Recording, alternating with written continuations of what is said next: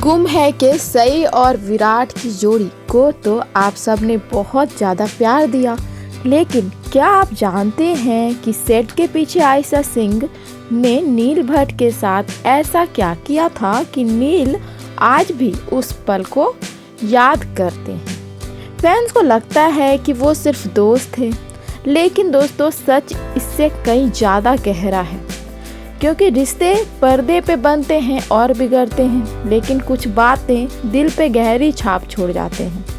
Show खत्म हो गया, किरदार पीछे छूट गए, लेकिन नील भट्ट के जहन में आयशा सिंह से जुड़ी एक ऐसी याद अभी भी जिंदा है जिसे वो चाहकर भी नहीं भूलते।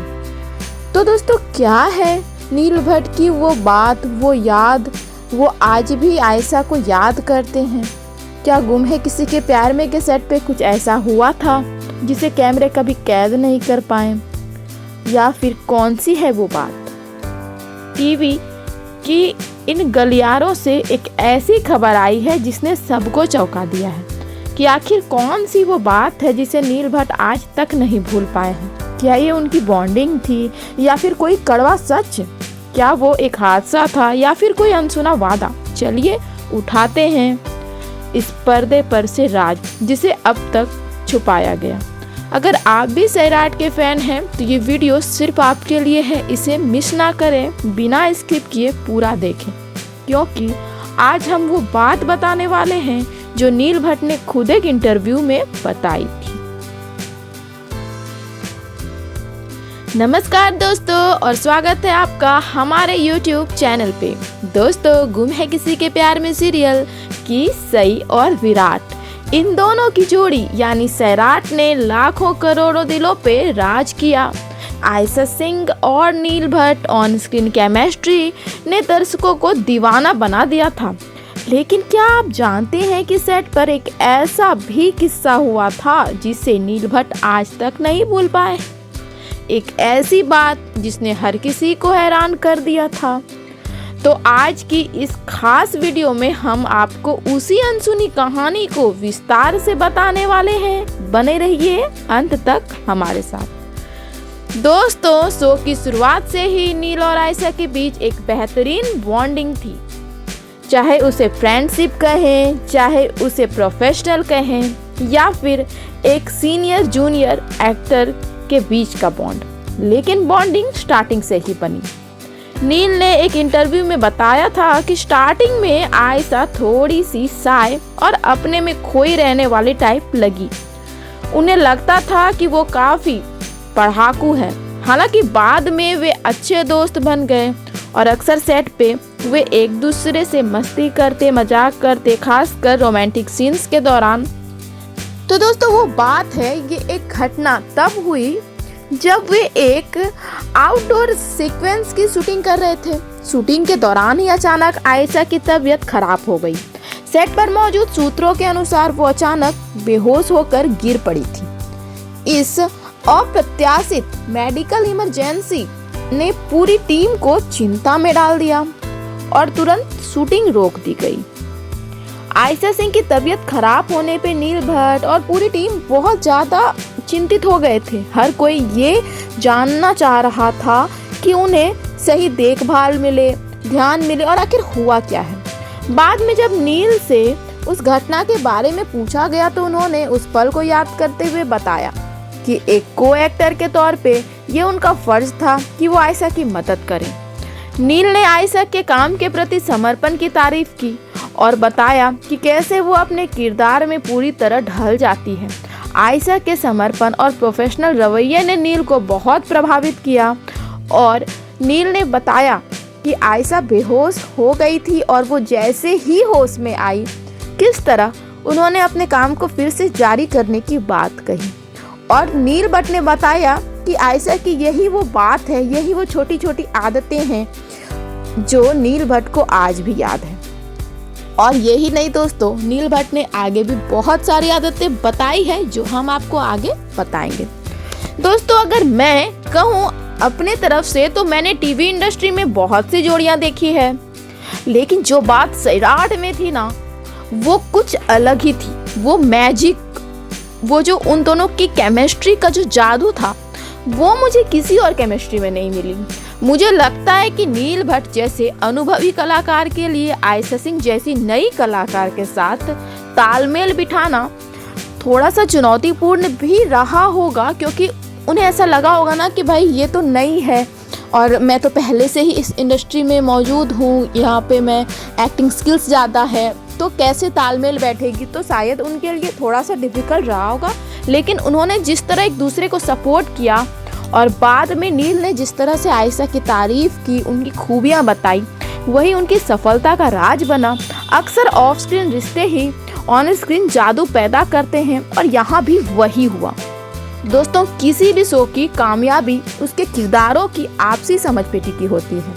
जब नील भट्ट, जो इंडस्ट्री के एक मंझे हुए कलाकार हैं, पहली बार आयशा सिंह से मिले तो उन्हें अंदाजा भी नहीं था कि ये नई लड़की स्क्रीन पे जादू कर देगी। नील अक्सर याद करते हैं कि आयशा शुरुआत में स्क्रिप्ट को लेकर इतनी ज़्यादा संजीदा रहती थी कि वो सेट पर किसी से बात तक नहीं करती थी। नील को लगा था कि शायद आयशा बहुत सीरियस टाइप इंसान है, लेकिन धीरे धीरे उन्होंने देखा कि उस गंभीरता के पीछे एक ऐसा कलाकार छुपा है जो अपने काम की पूजा करता है। और यही वो पहली छाप थी जो नील के दिमाग में घर कर गई थी। दोस्तों, साथ ही नील ने एक बार बताया था कि गुम है किसी के प्यार में के सेट पे या फिर किसी भी सीरियल के सेट पे दोस्तों बहुत लंबे शिफ्ट होते हैं, बहुत लंबे टाइमिंग की शिफ्ट होती है। 14-14 घंटों की शिफ्ट में भारी सीढ़ियाँ, गहने, लंबे इमोशनल डायलॉग्स के बावजूद आयशा के चेहरे पे थकान नहीं दिखती थी। जिस तरह से वो नई थी इंडस्ट्री में, उनके लिए ये एक्टिंग थोड़ा नया था, ये सारे ज्वेलरी, इतने सारे वर्क, ये सब कुछ नया था, लेकिन फिर भी उनका चेहरा बिल्कुल भी उदास नहीं दिखता था। नील इस बात को आज तक नहीं भूले हैं कि कैसे एक बार तेज बुखार होने के बावजूद आयशा ने मुश्किल रोने वाला सीन बिना किसी शिकायत के पूरा किया था। नील कहते हैं कि उस दिन उन्होंने आयशा से सीखा कि काम के प्रति जुनून क्या होता है।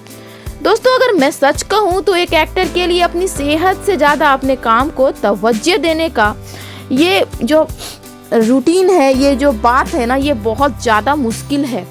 क्योंकि जैसे हमने अभी नए शो मन्नत में भी आयशा के बारे में सुना कि कैसे आयशा ने इस शो में भी अपने हेल्थ को पीछे रखा और अपने वर्क को आगे रखा। जब मैंने नील के इंटरव्यू में आयशा की उस घटना के बारे में सुना तो मुझे लगा कि आज के समय में ऐसे समर्पित कलाकार कम मिलते हैं। नील का उस बात को आज तक याद रखना भी ये प्रूफ है कि वे आयशा की कितनी इज्जत करते थे। दोस्तों, मेरा मानना है कि यही वो पल होते हैं जो कलाकारों को अपने को स्टार से बेहतर दोस्त बना देते हैं, क्योंकि वो उनके गुण जान जाते हैं। और सिर्फ संजीदा पल ही नहीं, नील और आयशा की ऑफ स्क्रीन नोकझोंक भी यादगार रही। नील याद करते हैं कि आयशा अक्सर सेट पे गाना गाती थी, भले ही वो धुन में ना हो। नील आज भी मुस्कुराते हुए बताते हैं कि आयशा वो बेफिक्री और खिलखिलाती हंसी सेट के तनावपूर्ण माहौल को हल्का कर देती थी। नील के लिए वो यादें इसलिए कीमती है क्योंकि उन्होंने आयशा के साथ सिर्फ एक को एक्टर की तरह काम नहीं किया, बल्कि एक मेंटोर, एक फ्रेंड और एक सीनियर की तरह, बतौर सीनियर की तरह लंबा सफ़र तय किया है। दोस्तों, जब शो में जनरेशन लीप आया था और पुरानी कास्ट को विदा लेना पड़ा तो वो पल सबसे ज़्यादा इमोशनल था। नील भट्ट बताते हैं कि विदाई के समय आयशा ने जो बातें पूरी टीम से कही थी वो उनके दिल को छू गई थी। एक एक्टर के तौर पे नील को लगता है कि आयशा जैसी प्योर सोल के साथ काम करना उनके करियर का एक टर्निंग पॉइंट रहा, एक खूबसूरत सफ़र रहा जो ख़त्म होने के सालों बाद भी जब भी नील से यानी आयशा के बारे में पूछा जाता है, सही के बारे में, तो उनकी आंखों में एक अलग चमक आ जाती है जो इस बात का प्रूफ है कि वो यादें आज भी उनके दिल में ताज़ा है। कई ऐसे बात आए, विवाद आए, लेकिन फिर भी वो पल जो लोगों को अच्छे लगते हैं, जहाँ पे वो कुछ फील करते हैं, वो मैजिक वाले मोमेंट होते हैं, वो सब उन्हें याद रहते हैं। दोस्तों, कई बार सेट पे लंबे समय तक साथ काम करने से कलाकारों के बीच एक खास तरह की आपसी समझ बन जाती है और नील भट्ट का आयशा सिंह से जुड़ी किसी खास बात को याद रखना दिखाता है कि उनके बीच सिर्फ प्रोफेशनल रिश्ता नहीं बल्कि एक अच्छी बॉन्ड थी। वो एक दूसरे से बहुत अच्छी बॉन्ड शेयर करते थे। ये उस रिस्पेक्ट को दर्शाता है जो कलाकार एक दूसरे के काम और मेहनत के लिए महसूस करते हैं और करना भी चाहिए। गुम है किसी के प्यार में के सेट पे बिताए गए पल और खासकर आयशा के काम के प्रति जुनून की यादें नील भट्ट के दिल में आज भी ताज़ा है और यही वो प्रूफ है कि इनकी प्रोफेशनल लाइफ में आपसी सम्मान और समर्पण कितना मायने रखता था। दोस्तों, कभी कभी कुछ यादें हमारे साथ हमेशा रह जाती हैं, खासकर तब जब वे किसी खास अनुभव, खास इंसान से जुड़ी हो। नील भट्ट का आयशा से जुड़ी उस बात को याद रखना शायद गुम है किसी के प्यार में शो के दौरान की उनके सफ़र का एक इम्पॉर्टेंट हिस्सा था। ये दिखाता है उनके बीच के रिश्ते के इम्पोर्टेंस को, जिसे वे सालों बाद भी याद करते हैं और जो यादें उनके दिल में जीवन भर के लिए छाप छोड़ गई है। दोस्तों, आपको सैराट की जोड़ी का कौन सा पल सबसे ज़्यादा याद है? हमें कमेंट करके ज़रूर बताइए। और अगर आप सैराट के फैन हैं तो आपने लाइक तो कर ही दिया होगा। अगर आपको वीडियो पसंद आया हो तो आप अगर नए हैं हमारे चैनल पे तो सब्सक्राइब कर लीजिए, साथ ही बेल आइकन को भी दबा दीजिए ताकि हमारे आने वाले नोटिफिकेशंस आपको मिले सबसे पहले। साथ ही दोस्तों, हमारे चैनल को हाइप करना भी ना भूलें। हम मिलते हैं आपसे हमारे अगले वीडियो में। तब तक के लिए be happy, be stay on my channel. Thank you for watching my videos.